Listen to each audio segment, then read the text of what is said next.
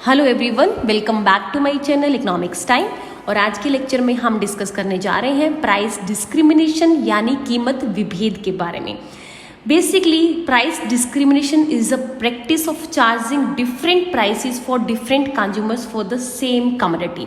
जब एक producer same good के लिए अलग अलग कंज्यूमर से अलग अलग प्राइस चार्ज करता है तो उस प्रैक्टिस को बोलते हैं प्राइस डिस्क्रिमिनेशन। और ये जो प्रैक्टिस है ये पाई जाती है मोनोपोलिस्ट के केस में, एकाधिकारी के केस में। एकाधिकारी वो व्यक्ति होता है जो अपने डिसीजन कीमत निर्धारण करने का डिसीजन, प्राइस डिसाइड करने का, सप्लाई के डिसीजन से मार्केट को अफेक्ट कर सकता है, जिसके पास मार्केट पावर होती है। तो मोनोपोलिस्ट के पास ये ऑफर होता है प्राइस डिस्क्रिमिनेशन की प्रैक्टिस को चार्ज करने का, उसको अप्लाई करने का। तो मोनोपोलिस्ट प्राइस डिस्क्रिमिनेशन से अपने टोटल प्रॉफिट्स को इंक्रीज कर सकता है। कैसे? वो जो कंज्यूमर की सरप्लस होती है कि एक कंज्यूमर किसी कमोडिटी के लिए जितना प्राइस पे करने के लिए तैयार होता है और जितना एक्चुअल पे करता है, तो उन दोनों का जो डिफरेंस होता है, जो कंज्यूमर सरप्लस होती है, उसको कैप्चर करके अब वो किस डिग्री तक, किस एक्सटेंट तक कंज्यूमर सरप्लस को कैप्चर कर पाता है, उसकी बेसिस पे हम प्राइस डिस्क्रिमिनेशन के टाइप्स को डिस्कस करेंगे, जो 3 टाइप का होता है। First degree price discrimination, second degree price discrimination and third degree price discrimination. तो फर्स्ट डिग्री प्राइस डिस्क्रिमिनेशन क्या होता है? That is the firm या monopolist tries to price each unit of the commodity at the consumer's reservation price. Reservation price क्या होता है? That is the maximum price that the consumer is willing to pay for that unit rather than go without it. किसी हम एक commodity की किसी एक unit के लिए हम जितना मैक्सिमम प्राइस पे करने के लिए तैयार है उसको बोलते हैं रिजर्वेशन प्राइस। तो हर यूनिट के लिए वो रिजर्वेशन प्राइस चार्ज करना is first degree price discrimination. तो फर्स्ट डिग्री प्राइस डिस्क्रिमिनेशन के केस में जो मोनोपोलिस्ट है वो कमोडिटी की हर यूनिट को अलग अलग प्राइसेस पे सेल करके बेस कंज्यूमर की मैक्सिमम यानी कंज्यूमर की इंटायर जो कंज्यूमर सरप्लस है उसको वो एक्सट्रैक्ट कर सकता है। जैसे ऑक्शन के केस में होता है, जब भी किसी चीज़ की बोली लगती है तो जो भी बायर्स होते हैं वो मैक्सिमम प्राइस अपना बिड करते हैं उस बोली के अंदर। तो जो मैक्सिमम प्राइस वो पे करने के लिए तैयार होंगे बेसिकली, तो वही प्राइस हर यूनिट के लिए प्रोड्यूसर है उसको चार्ज करेगा। नेक्स्ट आता है second degree price discrimination. That is the practice of offering consumers a quantity discount. Basically इसमें क्या होगा कि जो मोनोपोलिस्ट है वो किसी स्पेसिफिक क्वांटिटी के लिए एक यूनिफॉर्म प्राइस चार्ज करता है किसी कमोडिटी के लिए, लेकिन अगर बायर एडिशनल यूनिट खरीदता है, परचेज करता है उस कमोडिटी की, तो जो प्राइस है वो पर यूनिट कम होता जाता है। इसी वजह से इसको बेसिकली क्वांटिटी डिस्काउंट बोलते हैं कि आप एडिशनल क्वांटिटी परचेज करेंगे उस स्पेसिफिक कमोडिटी की तो आपको लोअर प्राइस चार्ज किया जाएगा। तो ये होता है second degree price discrimination. And the last one is third degree price discrimination. That is charging different uniform prices to different consumer groups. इस केस के अंदर जो फर्म होती है वो बेसिकली अलग अलग कंज्यूमर ग्रुप्स को आइडेंटिफाई कर लेती है मार्केट के अंदर। हर कंज्यूमर ग्रुप का एक अलग डिमांड कर होता है और अपने प्रॉफिट्स को मैक्सिमाइज करने के लिए जो फर्म है वो हर ग्रुप के लिए, हर सेगमेंट के लिए एक अलग अलग प्राइस चार्ज करती है by equating marginal revenue and marginal cost. जहाँ पे भी उसका MR और MC बराबर हो जाता है वहाँ, तो हर सेगमेंट के लिए मार्केट के अंदर एक अलग अलग प्राइस चार्ज करना, तो उसको बोलते हैं थर्ड डिग्री प्राइस डिस्क्रिमिनेशन। अब इन तीनों ही डिग्री को हम डिटेल में विद डायग्राम हम एक्सप्लेन करेंगे। तो सबसे पहले हम देखते हैं first degree price discrimination. That is कि एक प्रोड्यूसर है वो हर कमोडिटी की हर यूनिट के लिए एक रिजर्वेशन प्राइस यानी जो मैक्सिमम प्राइस जो कंज्यूमर पे करने के लिए विलिंग है वही चार्ज करता है।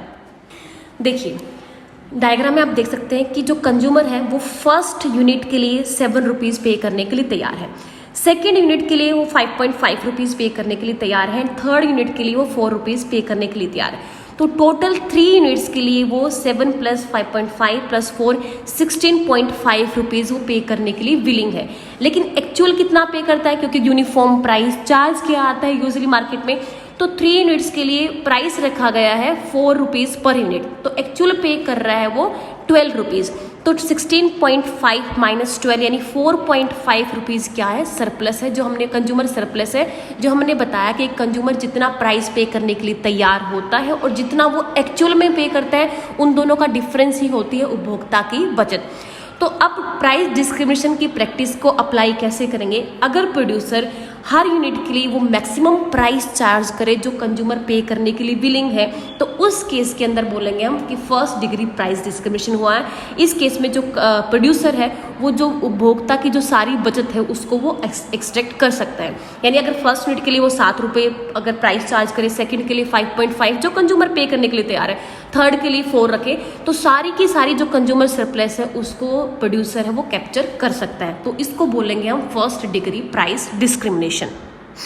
सिमिलरली आप यहाँ से आप सेकेंड डिग्री प्राइस डिस्क्रिमिनेशन को भी देख सकते हैं। सेकेंड डिग्री प्राइस डिस्क्रिमिनेशन क्या होता है? क्वांटिटी डिस्काउंट्स को दिखाता है कि स्पेसिफिक कुछ क्वांटिटी के लिए सेम यूनिफॉर्म प्राइस चार्ज किया जाएगा, लेकिन अगर एक कंज्यूमर एडिशनल क्वांटिटी खरीदता है तो उसके लिए जो प्राइस है वो कम कर दिए जाते हैं। तो यहाँ पे अगर हम अज्यूम करें कि फर्स्ट 2 यूनिट्स के लिए अगर 5 रुपये प्राइस चार्ज किया जाए फर्स्ट 2 यूनिट्स के लिए, और फिर चार्ज किया जाए अगर कंज्यूमर कोई एडिशनल यूनिट खरीदता है 2 के बाद, तो जो प्राइस पर यूनिट होगा वो 4 रुपये होगा। तो उस केस के अंदर भी जो टोटल प्रॉफिट उसको होगा प्रोड्यूसर को, टोटल 3 यूनिट खरीदने पे बायर के, तो कितना इनकम वो प्रोड्यूसर रिसीव करेगा कि फर्स्ट 2 यूनिट्स के लिए 5 रुपीज़ पर यूनिट यानी 10 रुपीज़, एंड एडिशनल यूनिट अगर कंज्यूमर खरीदता है तो उसके लिए 4 रुपीज़ पर यूनिट यानी 10 + 4।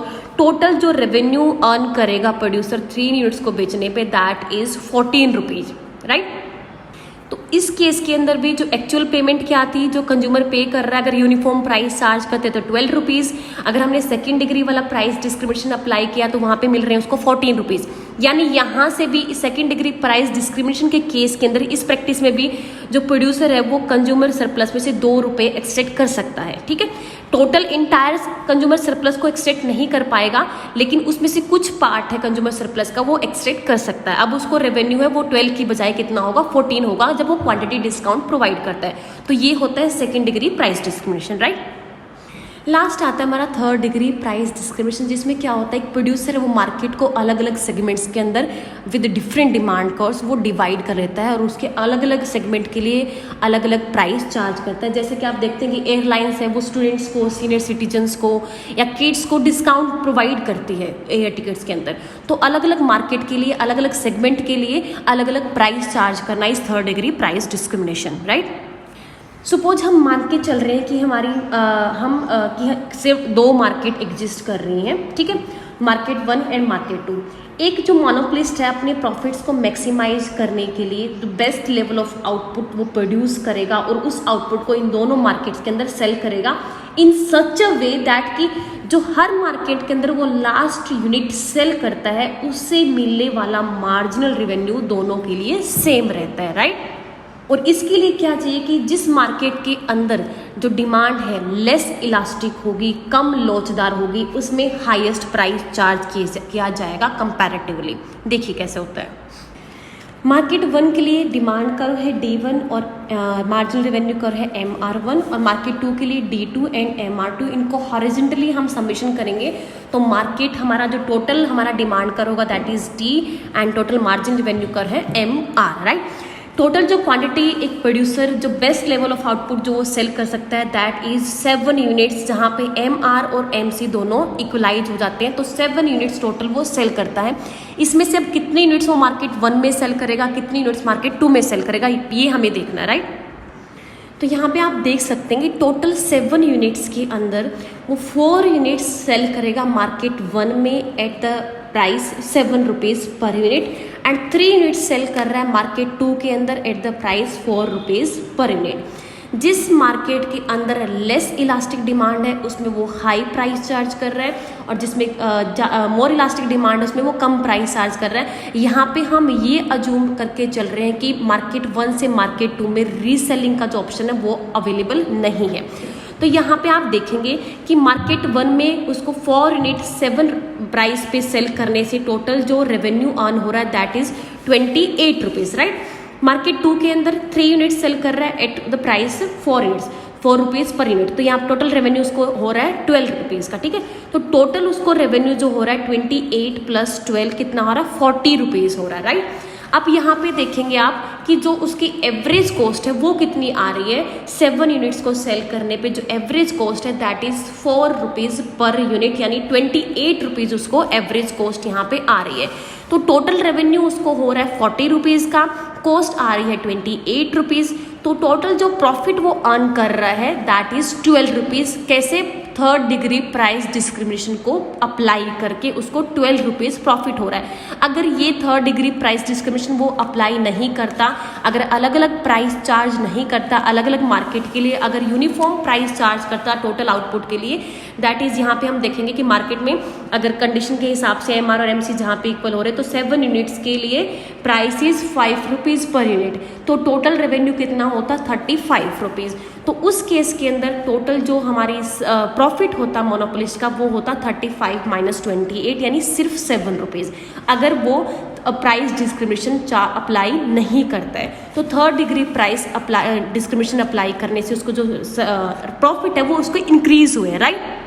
तो यहाँ पे आप दे सकते हैं कि अपने प्रॉफिट्स को मैक्सिमाइज करने के लिए जो मोनोपोलिस्ट है that should sell quantity 4 units at the price 7 rupees per unit market 1 के अंदर, and 3 units at the price 4 rupees per unit market 2 के अंदर, so that MR1, MR2 and MR is equal to MC that is 3 rupees. जहाँ पे condition यही हमारी रहेगी कि हम कैसे कि MR1, MR2 और हमारा जो टोटल सबमिशन MR है और MC ये सब बराबर होने चाहिए, राइट।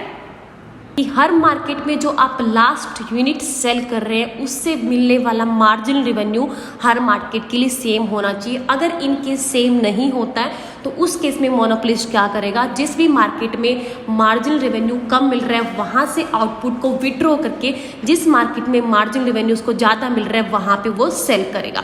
तो तब तक सेल करता रहेगा जब हर मार्केट से मिलने वाला जो MR है मार्जिन वैल्यू मार्जिनल कॉस्ट के बराबर नहीं हो जाता।